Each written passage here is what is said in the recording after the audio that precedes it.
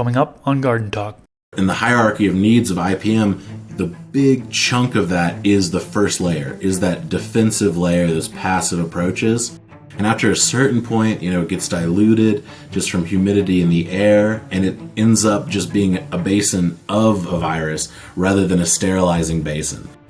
Or just general stunting. It reduces yields by up to 55% in some cases, and it's really devastating some of these industries where it's hopped over to. There's just a few days of dry soil, you can damage them, and then do that over the next week. If there's a handful of days where the soil is really dry, you'll really damage that population.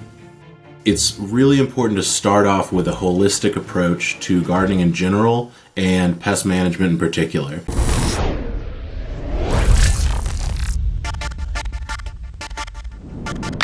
What's up, everybody? If you that don't know me, my name is Chris, aka Mr. Grow It, and you're tuned into the Garden Talk podcast.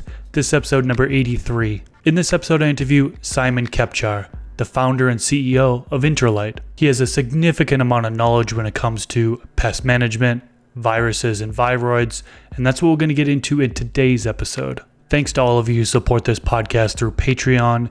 If you'd like to support, you can do so by going to patreon.com/MrGrowIt. Before we get into it, I want to acknowledge that one of my goals for this podcast is to bring zero cost for information about gardening, all plants, to the general public. That being said, I'd like to thank the sponsors of today's episode who helped make that goal possible. Thanks to VivoSun for sponsoring this episode. VivoSun recently released the Smart Grow system. The Smart Grow system helps streamline the growing process by automating stage of growth requirements, on and off schedules, spectral range, airflow and circulation, and even records useful data about your environment. It is Wi-Fi capable and connects to the VivoSun app, so you can control your grow space from your smartphone. Check out their website at vivosun.com. I will provide a link in the YouTube description section below. AC Infinity is sponsoring this episode. They have two different series LED grow lights, the Ion Board and the Ion Grid. The Ion Board fixtures are board style and use Samsung LM301B diodes, while the Ion Grid series has an open center design and uses Samsung LM301H diodes.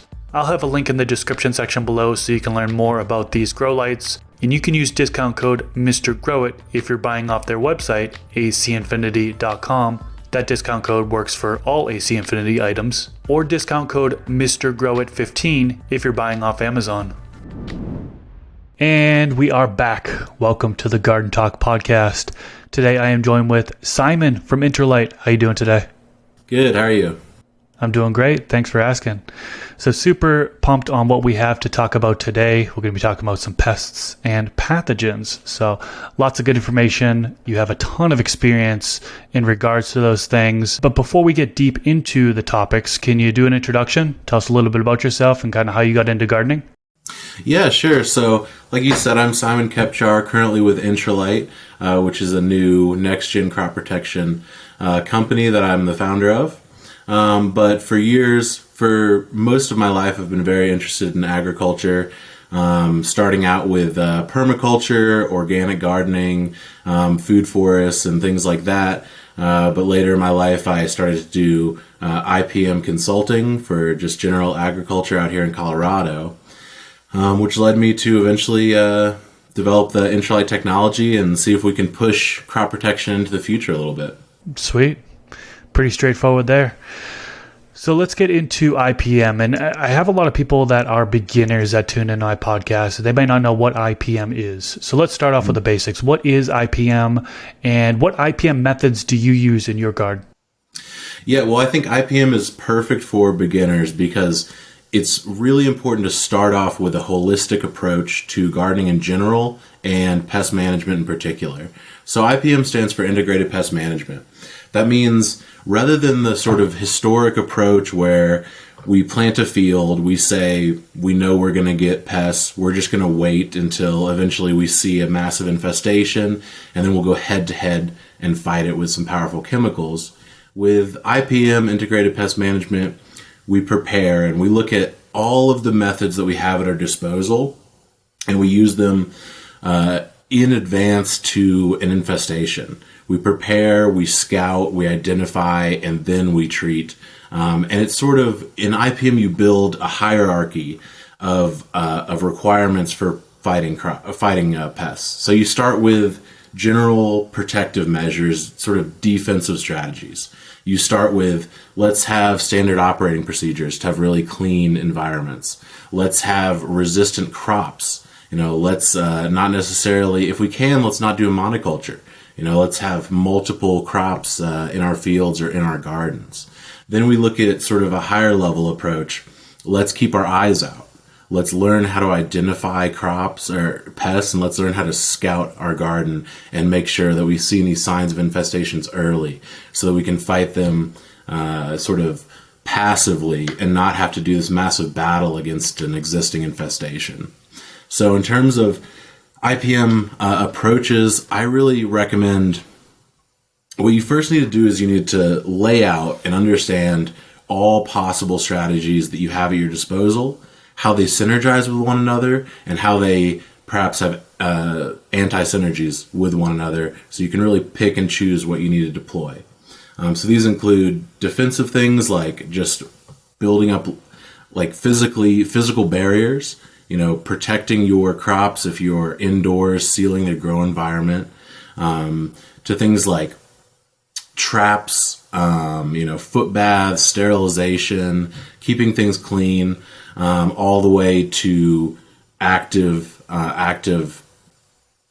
crop protection techniques like obviously the spraying and application of chemicals, the introduction of beneficial pests or beneficial insects, and everything like that, even to higher technology like IntraLight light treatments.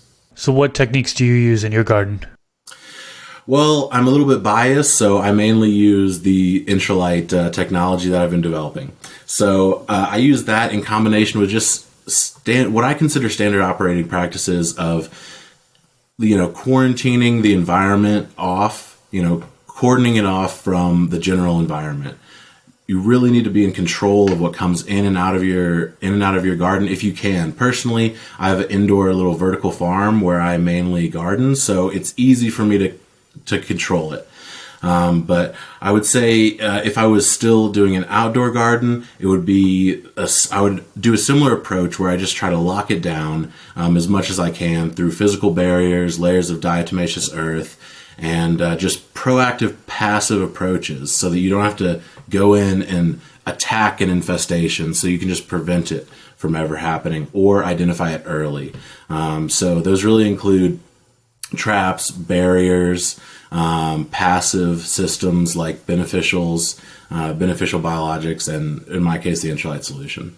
Let's get into the IntraLight a little bit because, people hearing that and they're like, what the heck is IntraLight? So talk to us about what it is. It's a light, right? Where it's basically shining on to your plant or your medium. And it's actually, is it killing off pests entirely?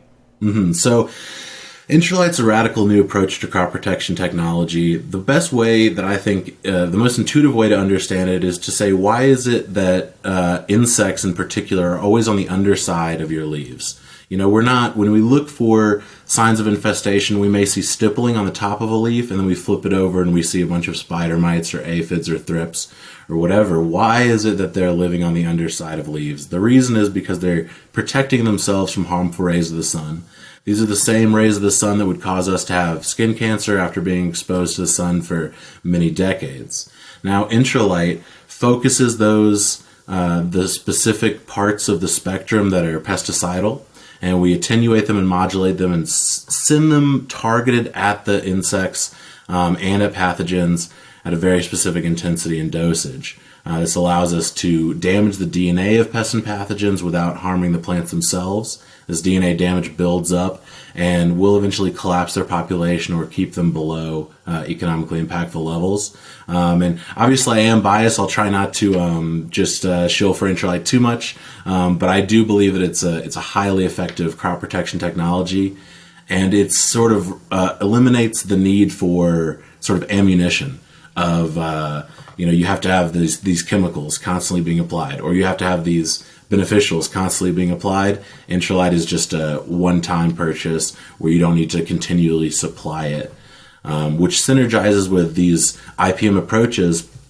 where in the hierarchy of needs of IPM, the big chunk of that is the first layer, is that defensive layer, those passive approaches, which just prevent you from having to use these extreme approaches like direct chemical application.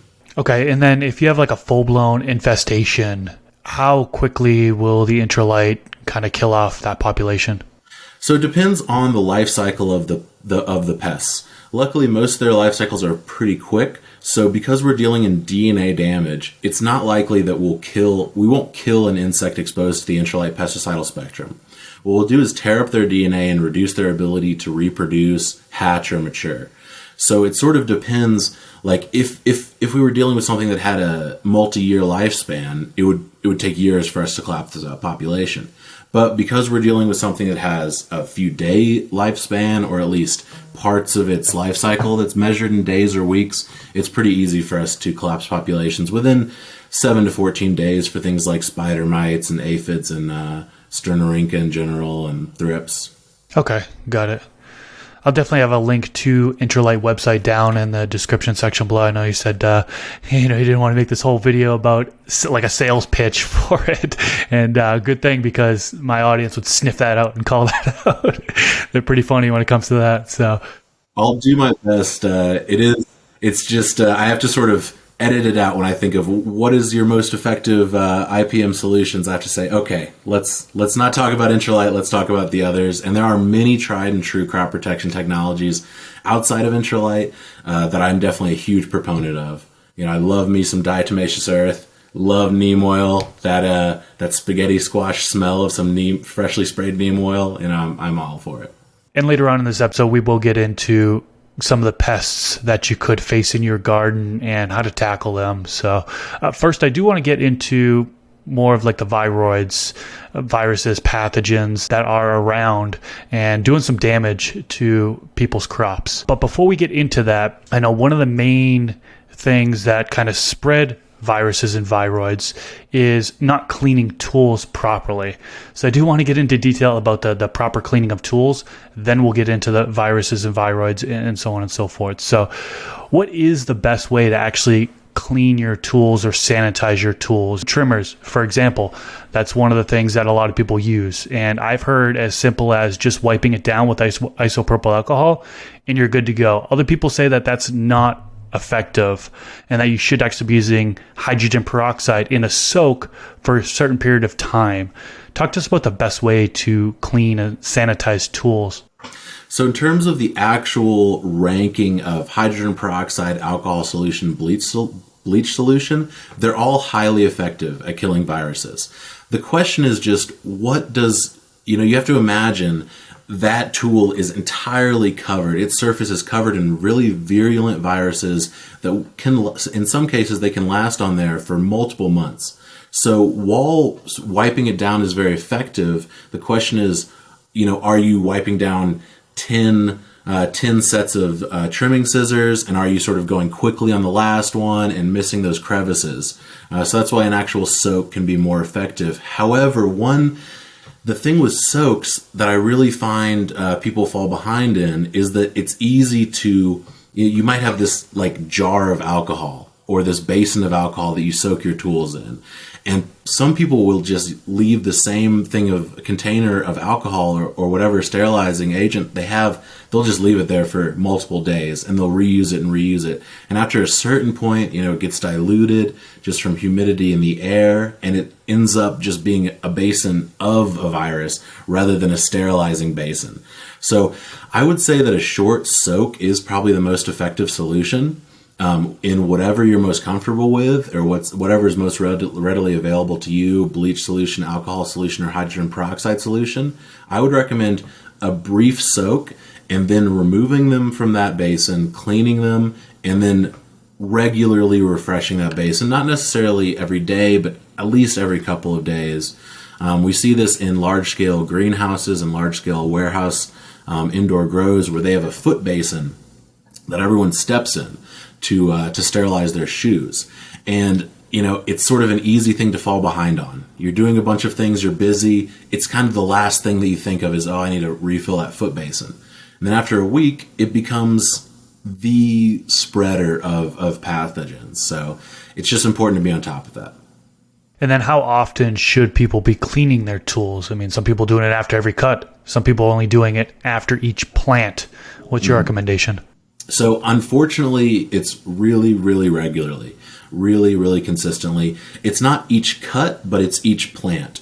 Because when we're dealing with these viruses, they're transferring from one plant to another through just physical. You cut it, there's virus in that plant, it's now on your scissors, and then when you cut the next plant, you're infecting that plant. So it's not every cut when you're on one plant, but between two plants, you should clean your tools, and it could be just a quick but effective, thorough wiping, as well as, even just changing your gloves and being very careful. A way to helpfully understand how serious and how long-lasting these virus particles can be, consider tobacco mosaic virus. There are cases where all of these standard operating procedures are in place, but a worker goes outside and smokes a cigarette. And in that cigarette, living after, years of drying, is a tobacco mosaic virus that gets on their hands and then contaminates the tobacco grow. So it's very virulent. I would say be overly cautious. Okay, and then one last question on cleaning tools. I like to get into the nitty-gritty of things. So you've got your trimmers, you soak it in hydrogen peroxide, for example. When you take those trimmers out, are you going right in for the next cut, or are you like wiping it down with like a paper towel or some sort of a towel?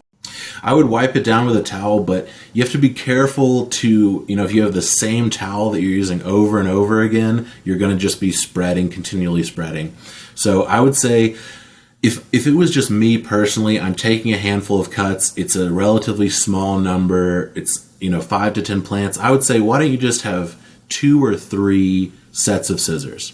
Okay, you use the first one. You take some cuts, soak it for the 10 or 15 minutes while you're taking a next set of cuts with a fresh pair of scissors. Then you can switch it out, take them out of the hydrogen peroxide, wipe them down with a clean wipe and with fresh gloves, and then you're very sure that you're clean from any viruses being present. But of course, there are ways to simply insulate your plants from ever being infected by viruses as they're mechanically transferred. You can sort of, if you were to test, if you're cloning, for example, you would be able to test your mothers and determine we're free of viruses, and then you could sort of be a little bit safer without doing these really intense cleaning regimens, as long as you're on top of what is coming in and out of your grow or your garden. Got it. That's pretty straightforward. Okay, let's get into some viroids and viruses. Let's start with hop latent viroid disease. What is that? So hop latent viroid, or what is it, HPLVD? It's the acronyms are getting a little bit long at this point, but basically this is a virus that was probably sitting around in hops for, who knows, many decades. In hops, as the name implies, it's latent. It doesn't do anything in hops. It doesn't cause any symptoms. It just sits around. They're just an asymptomatic carrier. But recently it hopped over. Sorry for the pun. It moved over from hops to the very close closely related species, newly deregulated medicinal plants, where it hopped over and it contaminated those crops, where it is not simply latent virus anymore. Now it is very damaging. It causes what's called dudding, or just general stunting. It reduces yields by up to 55% in some cases, and it's really devastating some of these industries where it's hopped over to. Apologies again for the puns. But this is something that really came out of the blue around half a decade ago. So there was not good standard operating procedures to protect against it. And by the time it was noticed, it was all across North America, causing these serious economic harms. Now, this is why IPM is such an important thing for everyone to take into account, and why you've got to look at these systems holistically. Because if we were using an IPM mindset, we would be prepared for this. We would say, oh, well, it hasn't come into my grow yet, because I look at this basic layer of defense and I say, well, if I invest in that, I don't have to deal with these huge costs of fighting something like this after it comes into play. Okay, and those cleaning techniques that you mentioned a little while ago, that'll help prevent it, right? Or resolve the issue, right? So if they're doing cuts on a plant that has hop latent viroid disease and they go ahead and do that soak, wipe off the trimmers, go to their next plant, it should not have spread to the next plant. Is that correct? Exactly. It wouldn't spread over. So if you, the real issue is bringing in a clone and saying, oh, this, we need to grow this clone, and then you grow that mother, and then all of its subsequent offspring have this virus, and then that's just increasing the likelihood that it's going to be spread from one plant to another. But crucially, these viruses are spread mechanically. They're spread physically. In the case of like tobacco mosaic, it can be literally leaves rubbing against each other. Luckily, hop latent virus isn't necessarily that virulent, but it's important to note when we're discussing this is a very new virus in reality. 5 years ago it was last detected. 3 years ago it really began being studied. So we don't necessarily know 100% on some of these things, but it is physically transferred.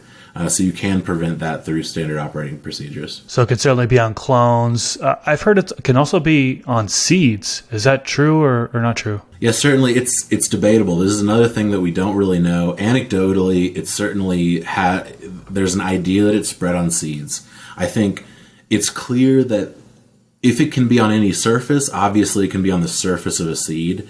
There is some research showing that it will not actually be in the seed from the pollinating plant. Like if the pollinating plant had the virus, but the plant that's being pollinated and is growing the seeds doesn't have the virus, then it's not going to be transferred in the pollen. But obviously if that seed is grown within a virally infected plant, it is going to be at least coated. So there are things that we can do to fight this. We can clean our seeds, and we can heat or freeze the seeds to kill this virus. But that's it's been related to a sort of a chemotherapy approach, where it's like this is a harmful medicine. It can cause a lot of damage. So it can certainly be spread by the seeds, and this is why it's kind of a frightening thing to fight. Talk a little bit deeper about the cleaning of the seeds that you mentioned. You said two things. What was it? You clean the seeds and then heat the seeds? Yeah, so you can heat or cool them. And there's actually been some tests on, can we take a plant that's infested with this virus? What if we just heat it up a lot? What if we cool it down a lot? Can we just kill off the virus? It's the same approach that our bodies would take when infested with a pathogen, right? We would get a fever. We would raise our body temperature to a place where that virus wouldn't be able to live. Now, in the instances of these crops, these heating levels have caused like 50% kill rates in the plants themselves. So it's really severe levels of heat that's required. In seeds, it's a little bit easier to just freeze them and not damage them too badly, but these effects are always going to be kind of harmful, kind of last minute resorts. You could do a seed soak and like a very slight, a seed wipe with a very slight bit of alcohol, but again, you're sort of coming close to the line of damaging these things. It's best just to start with non-infected seeds, right? Yeah, absolutely. So how do you detect hop latent viroid disease? Is there like testing that can be done, or is there physical characteristics that somebody could see on the plant to determine whether they have it or not? And once they realize they have it, how do they get rid of it? So there's both. In terms of testing, it's really laboratory testing. It's actually a PCR test, polymerase chain reaction test. This is the same test that we learned about a lot over COVID. Luckily, because we've experienced this pandemic, not that there's it was a terrible, terrible event for all of humanity, but it was very educational. And now we understand a little bit more about how sneaky viruses can be and how difficult they can be to fight, and how we need to just instead prevent them. So in terms of detecting them, there are asymptomatic plants that will just be spreaders that you can only determine if you're actually taking a tissue sample and sending it to a lab to be tested. But the symptomatic plants, you will be able to identify them. Now, this is a little bit more tricky. And really you need to be experienced with it to quickly identify it, but it's stunting and what's called dudding. It's just, it's sort of similar to an overwatering reaction, where this plant just looks unhappy. They're very brittle stems. They're there's an excess splaying of leaves or of stems, and there's just general very slow growth and very, very reduced growth. So I think it's unfortunate because there's some people who you might go in and say, hey, you're just a bad gardener. You're just doing bad here. These plants looking happy. And he's like, oh, I don't know what to do. I don't know what it is. I'm trying my best. And it's well, maybe you have this full infestation that you haven't been able to test, but it just shows up as stunting and 50% reductions in yield and things like this. So that's really the main sign is stunted plants. If you have a couple of plants and one of them is just looking really sad and stunted, I would consider being very careful around it. If you have the means, send off a tissue sample for testing. And also you can just test all mothers is really the thing to do. Do you have a recommended lab that they should send the tissue samples to, and how much does that cost? Not a specific lab. Any testing lab is going to be able to pretty easily do these tests. And it's not super expensive, but the thing is, it's less than $100 per each tissue sample. But the thing is, in a large operation, you might have dozens or hundreds of tissue samples. That's really where it becomes problematic. All right, let's move on to tomato brown rugose fruit virus. Did I pronounce that one right? Rugose. Okay. With the TOBRFV, the acronym that's getting a little bit silly, and we need to just you can just call it Rugose virus, But yeah, another virus very similar to the story of the hop latent viroid. So this is one that we're not sure where it came from, but it occurred around half a decade ago in Jordan and Israel in pepper and tomato greenhouses. And it causes, a lot of die-off, a lot of really bad reductions in yield for both tomatoes and peppers. And it's precisely the same in terms of the way that it spreads as hop latent virus or as tobacco mosaic virus. That is mechanical transfer, so you can simply prevent it by identifying it early. Luckily, it's a lot easier to identify it by sight. And there have been some cases where it's come over to the United States and it's been found in places like California, Arizona, and Florida, but it's been locked down. They've said, we have this. We're going to cut down every plant in this greenhouse. We're going to sterilize everything. We're going to throw out the soil. We're going to clean all of our tools. And supposedly it's been contained in those situations. It's kind of debatable. It probably is floating around out there, but it's a very serious concern, much like hop latent viroid. And can you do the similar testing that you mentioned for hop latent to where you can send off a tissue sample to a laboratory and pay a certain amount to get it tested? Precisely. So we're fairly good at testing for viruses, and in the case of Rugose, it's pretty apparent. So you'll have your fruit be yellowed and have large lesions all over the fruit, hence the brown term. But you also have yellowing and die-off of leaves. So it's a little more aggressive than the hop latent viroid. So it's easier to see earlier on, but it is very similar. One thing to note is that there are situations where if we had a really crucial cultivar, very specific strain of tomatoes that we really want to serve, we really want to live, we've put in a lot of investment into breeding it, but it's infected, and we have to kill it. There are situations where you can find certain tissue in that plant that is not infected, namely like very new growth, and you can take a little sample of that and you can culture it, clone it through culturing, and save that strain. It's the same with hop latent viroid. Okay, so there's no way of actually nursing it back to life. It would just be it's infected with the virus. You got to kill it off unless you can get some of that new growth tissue off of that and continue on. Yeah, I mean, it's really a situation where you could struggle through and accept like a 50% loss in yield. But I would say you have to think about the industry as a whole, especially in tomatoes. I mean, everybody else is going to be pretty upset with you if you don't just destroy a tomato greenhouse that's infested, because it will be spreading to the industry as a whole. So this is what we see with tobacco mosaic virus. It's just endemic at this point. We've been dealing with it for 100 years, and it's not going anywhere. We're at a point with Rugose for tomatoes where we're still insulated here in America from it. We conceivably we can still, perhaps through really good operating practices, prevent it or at least hold it off for many years until we can find a more effective way to actually fight it. But in terms of curing a plant that's infected with it, it's not going to happen. Perhaps these extreme hot and cold therapies, but even then, you may just be slowing this down. You mentioned TMV a couple times. I'd like to get a little bit deeper into that. You did a brief explanation of it. Is there anything more to say about like what TMV is and kind of how to go about detecting it and preventing it? Right. Well, I would say it's something really to look to, because these new viruses that we're talking about in tomatoes and in medicinal crops, these are less than half a decade old. The research has not been done.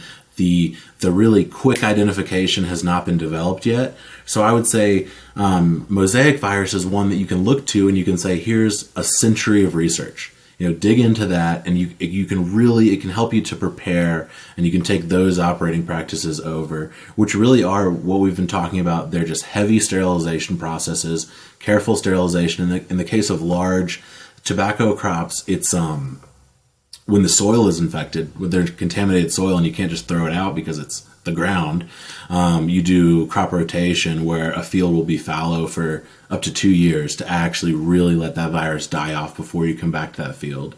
So I would say it's a very good resource to look to sort of train yourself and see what has this industry done over 100 years to deal with what is now an endemic virus. All right. And then I imagine one of the easy ways to prevent it is just not to smoke around your plants, right? Is this only cigarettes, or is it anything else you smoke as well?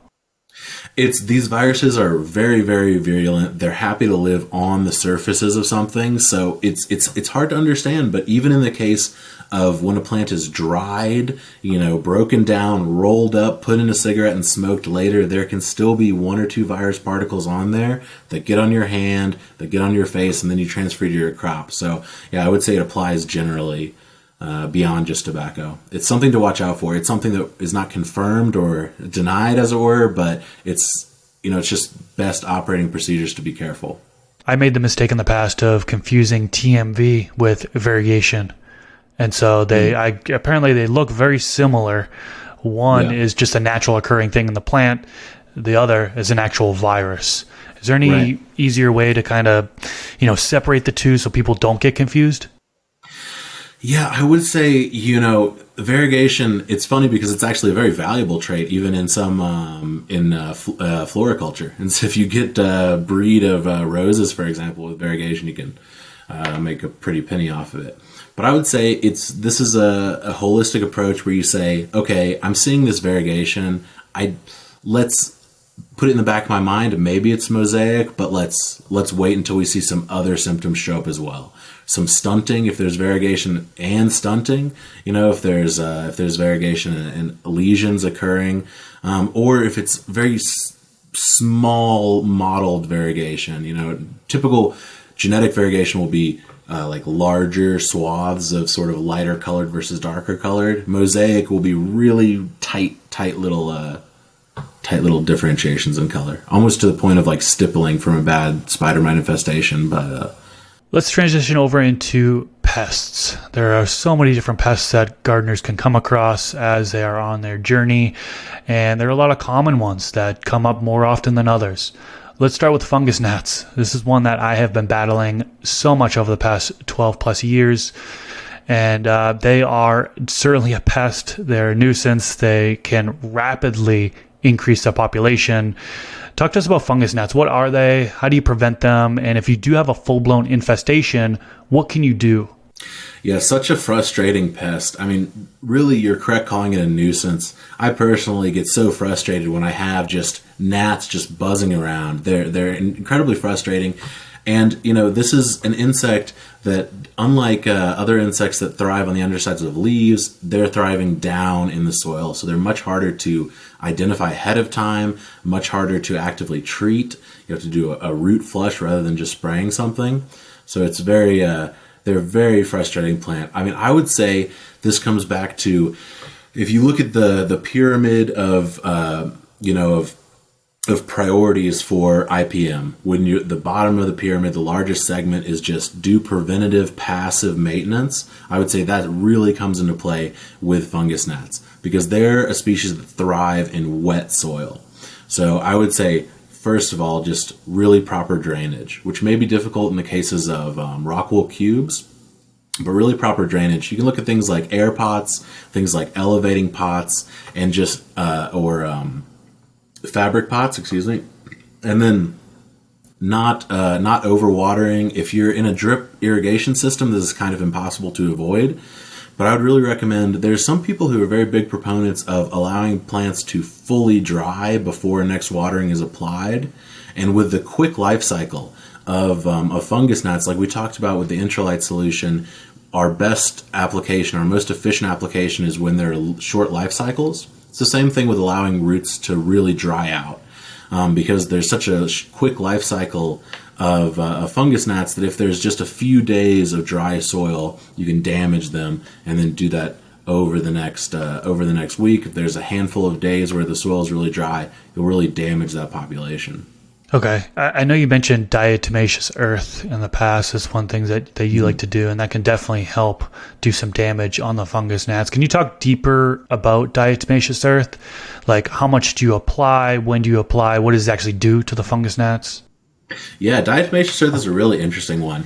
Diatomaceous meaning from diatoms. So really it's an incredible thing because this is a mineral, a sort of a mineral that's actually the skeletons of ancient little tiny creatures that have silica skeletons that are now just huge sand deposits of fossils of ancient microorganisms that are essentially incredibly spiky microscopic balls of silica. Silica, obviously silica gel that you get in your shoebox, it absorbs water. So the actual method of the kill method of diatomaceous earth is pretty dark. It'll get stuck in the joints of an insect or in the skin of a larva, and those tiny little sharp corners will slice the skin or slice into the creature, and then the silica naturally will suck water out and just desiccate the creature. So but crucially, it's a physical method of killing this insect. So there's no kind of contamination.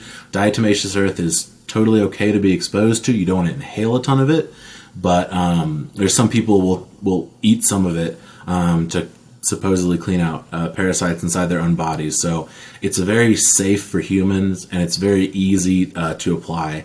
So in terms of application rates, for something like fungus gnats, I would just use this as a preventative. Apply a thin layer of diatomaceous earth to the top of your soil or to the top of your medium, and then just keep an eye on it. As you water it, it will get sort of moved around and knocked down to that soil. So when it looks like, there's not much left, go ahead and apply another thin layer. You don't need to do a thick layer of diatomaceous earth. I mean, if any insect walks over it, it's going to be stuck in them and they're going to die. So you don't need some kind of really thick layer of it, which is why it's so nice to use. You can use sort of a sprayer to apply it directly to leaves. I've never really been a big fan of that. It's just kind of awkward and not super effective. But if you did have a really big infestation, you could do some little dousing of diatomaceous earth to fight that. Okay. And there are so many different sprays that can be used as well, right? I mean, I've used so much over the years, everything from hydrogen peroxide, which apparently harms the larva. I tried bleach, that didn't do anything. Alcohol is another home remedy that you read up online, but those things really didn't help me, to be honest with you. A couple of things that did help was Dr. Zymes, which is like an all-natural proprietary blend. I think it's just of essential oils. It could be something else. That had helped reduce the population. I also recently picked up Mammoth Can Control, which is a corn oil and a thyme oil. That has greatly helped reduce the population. So, we could sit here and talk about fungus gnats for the next 30 minutes if we really wanted to. There are a ton of different solutions that people can explore on preventing and battling fungus gnats. So I just wanted to say that one. Mm. Certainly things like Green Cleaner and those essential oil-based ones are really effective if you feel like I need to apply a spray these other solutions, there are situations in IPM where the bottom of the pyramid, the passive results, they were effective for a while, but we've gone past them. So what's the next layer? And I think you can use sprays like those essential oil sprays, insecticidal soaps that are sprays and are effective, but they're not these horrific, Avid or Azamax, more very serious pesticides that can be debatably a little bit dangerous to be exposed to. How about spider mites? Talk to us about them next. What are they? How do you prevent them? And how do you deal with a full-blown infestation? Yeah, so spider mites for me are really one that's not terribly difficult to deal with. They're really one that's it's frustrating, but if you train your eye, you will see stippling really early on, and then you'll be able to target those hot spots if they occur past your initial levels of defense.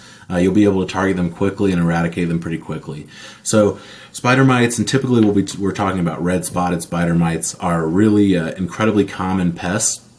And what you want to look out for them is, as I said, that stippling and also their waste on the plants. So when you look through your grow, you want to note stippling is little yellow dots along the surface of the plant, the surface of the leaves. So it's the result of on the underside, a spider mite or an aphid rasping away, sucking the moisture out of that leaf in that spot. And then you also might see a sort of a sticky looking little shiny little dots around the leaves as well, which will be an example of their waste. So one thing to note that's frustrating about spider mites, and that comes up a lot as well with thrips, is that they do have the ability to asexually reproduce. So typically they lay eggs, and then males come and fertilize the eggs, and that's how they reproduce. But they have sort of a secondary mechanism where a non-fertilized egg can hatch. It'll just only hatch into, I believe they only hatch into males, or they only hatch into females. I'm not sure exactly which, but the fertilized eggs are able to hatch. So it's a situation where if one survives, and it's a female, it's going to lay eggs and continue to operate. So I would really say, one of the early defense layers is just physically protecting your environment, quarantining. The question is, how are they getting into your environment if it is carefully sealed? I know there are a lot of situations where it can't be fully sealed, but if it's an indoor or a well-sealed greenhouse, how are they coming in? The answer is either in clones or new cultivars you're bringing in, or really on us. We are the big vehicle that they come in on, especially, if you take your dog for a hike and he's running around and then you come and pet him, that's the way.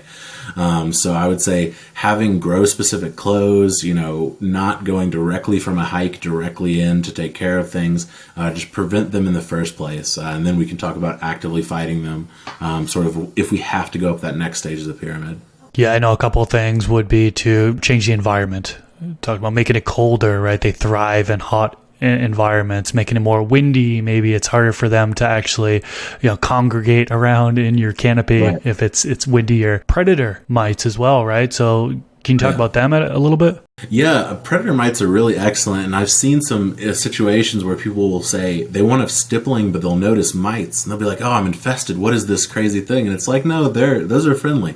They're just helpful little bugs. So predatory mites, and as well as obviously the classic is ladybugs, and the real the one is cucumis mites is a common one, but there's many species of special little mites that you can get that will just really eat those up. This is where we get into, if you look at an IPM system and you say, here's everything that I have at my disposal, you might say, okay, let's just throw everything we can at them. But that comes into negative synergies. If you are to deploy these beneficial mites, you have to then stop deploying other pesticides that may well kill your beneficial insects. And to what you were saying about temperature and humidity, the same thing will be the case on your predatory mites. So they'll die, or they'll be reduced just as much if you have cold nights. But really, temperature control is such a beneficial, just passive way to deal with this. This is sort of why we see in Northern California, you would expect these should be covered in spider mites, right? But often you have those really cold, foggy mornings that come in, and it just reduces their ability to reproduce really drastically and naturally fights them off.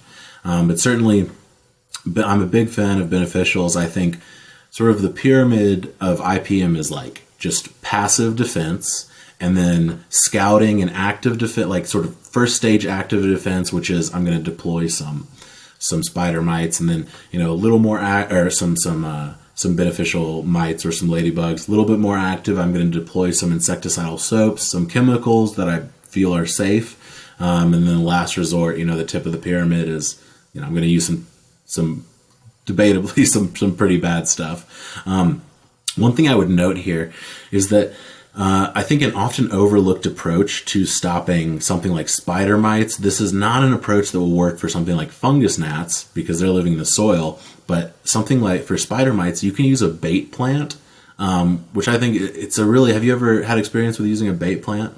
No. So you got to ask yourself, like, if the spider mite has a series of 5 different plants, which ones is it going to go to first? And it'll typically target, just like we have a preferred fruit that we'll go after, spider mites have preferred plants.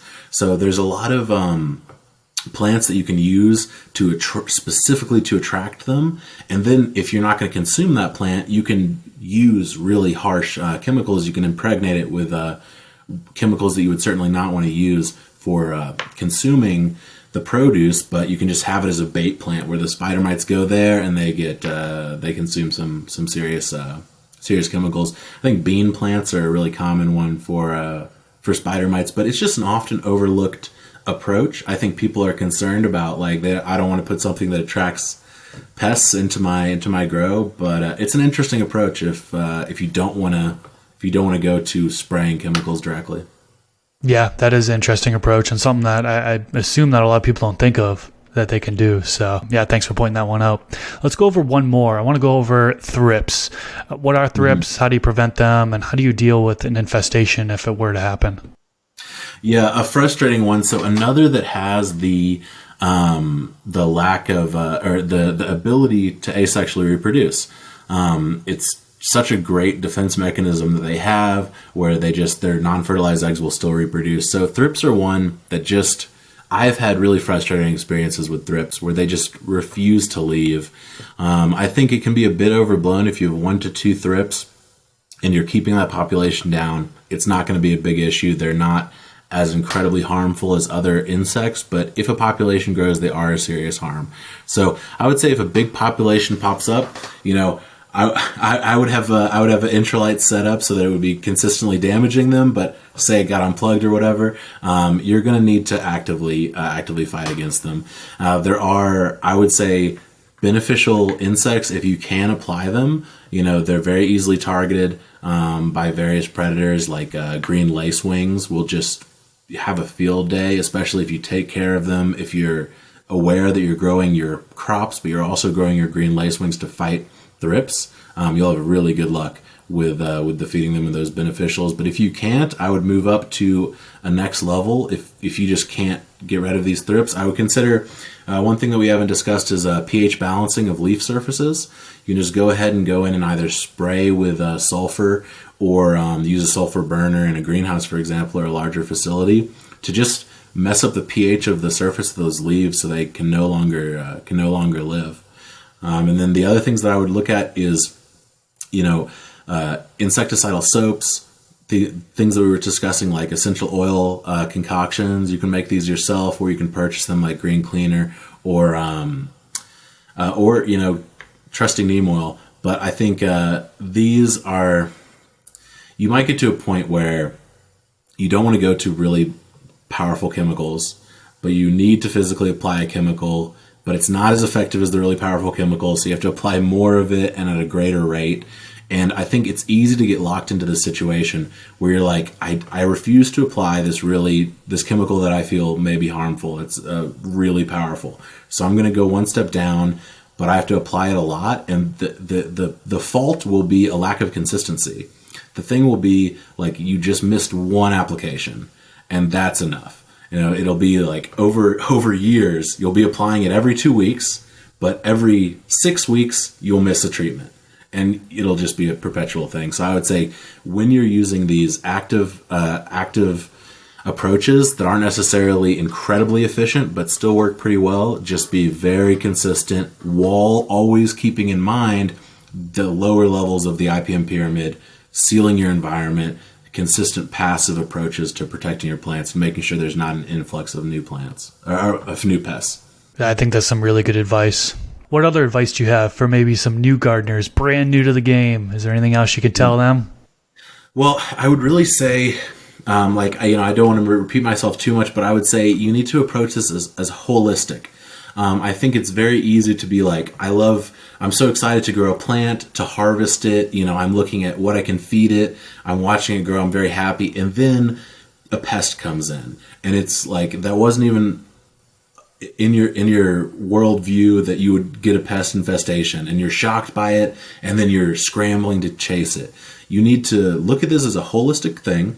You are growing a plant that is, has the genetic capability to convert sunlight into a beneficial food source. Everyone's interested in it, not just humans.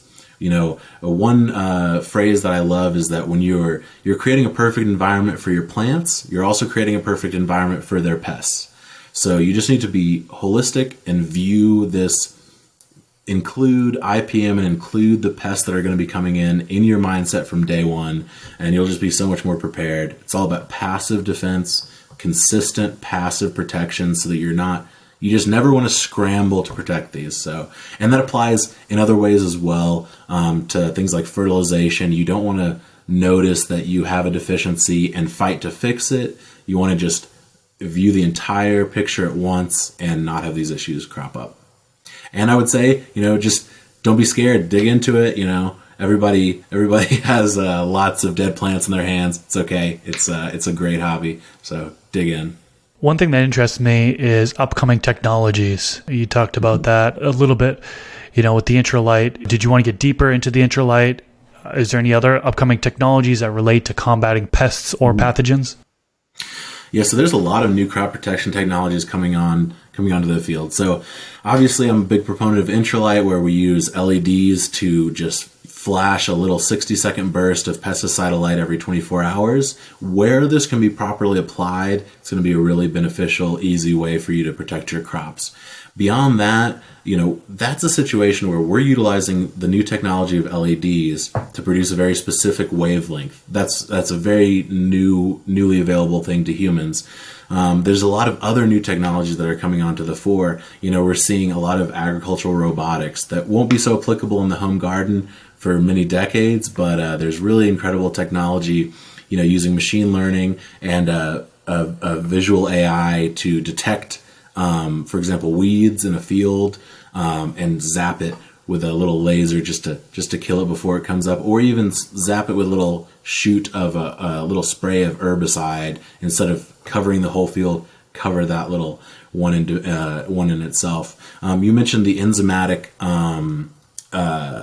mammoth enzymatic pesticide. There's some really interesting things coming forward with, specifically choosing special enzymes, and they are just incredibly powerful. I mean, imagine when we're talking about something like a predatory mite or a ladybug, what's it doing? It's hungry, it goes in there, it consumes it. And it's the same with the enzymes, but on a microscopic scale. They're hungry little molecules that just consume things. So the problem with them is shelf life, really, and is how long they last on the surface of the leaf. So as there's new developments there, we're going to see some really impressive enzymatic approaches. Things like just the tiniest amount of enzymes for a whole acre of agriculture. That's one that I'm very excited about, but there's a lot on the horizon. That's awesome. Yeah, it sounds like it's going to make things a lot easier in the future for the gardener. So. Mm-hmm. Cool. Well, we could sit here and talk on and on about more and more pests, but we're running out of time here, so might have to save that for part 2 potentially. Wrapping things up, how can the listeners find you, and what do you have upcoming in the future? Yeah, well, I would say the best place is just to go to intralight.co, and you can check out, that really is the main thing that I'm working on, is delivering a new cutting-edge pesticidal technology to people at a really affordable level. To reduce their long-term crop protection expenses, reduce the stress, and reduce having to seek out pests and constantly apply things. I just want to give you I want to add to the bottom of the IPM pyramid and just say, here's another passive treatment that you can use. So that's the best place to find me. What we have coming up is simply new form factors, because I say if you give me a spider mite or a thrip in a box, I can kill it anytime with our technology. It's very easy. The question is, plants are very complicated. Everyone's growing in a different way. How do we deliver that light to the largest surface of the plant? And it requires various form factors. So what we have coming up is new form factors for vertical farming, for cloning shelves, mobile form factors, and things like this. Awesome. So very exciting. Simon, this has been very insightful. Thank you so much for coming on today. I'll definitely have a link to IntraLight down in the YouTube description section below. Also throw up your Instagram in there. I know you have an Instagram page, so I'll put that there. Give him a follow on Instagram. And if you enjoyed this episode, click that thumbs up. Also, subscribe to the channel if you haven't already. Every single weekend, I'm releasing a new Garden Talk podcast episode, and I would love for you to tune into future episodes. Simon, once again, thanks so much. This is awesome. We might have to do a part 2 if you're available sometime in the future, because I know it seems like you've got so much knowledge that you're able to expel here, and I know my audience is going to get a lot of value from it. So thank you once again. Thanks so much for having me, and let's do a part 2. I'm sure there'll be a new virus coming onto the scene, that we have to deal with. All right. Peace out, everyone. Catch you in the next episode.